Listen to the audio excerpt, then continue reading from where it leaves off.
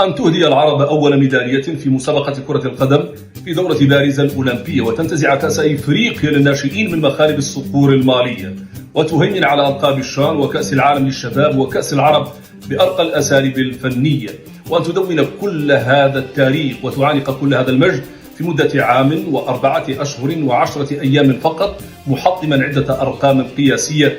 فمؤكد أنك المغرب رائد الكرة الإفريقية والعربية. كيف لا وأنت الذي أصبحت في ظل هذه الإنجازات التي عجزت عن تحقيقها منتخبات دول أوروبية ولاتينية، قوة ناعمة عمودها الفقري الانتماء وروح الإرادة الوطنية.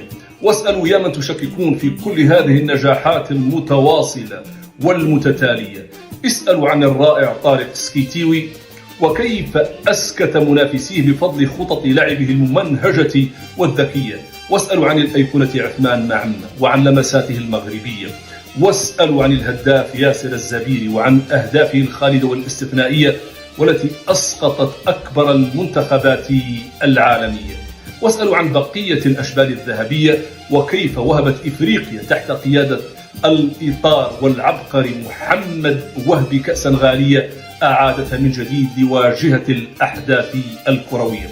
فمعانقة الألقاب وبدون فخر أصبحت هواية مغربية، والأجمل أن نعود ونتباهى بأبناء المدرب نبيل باها رفقة الجماهير الوفية، لأنهم عنوان للمستقبل والاستمرارية.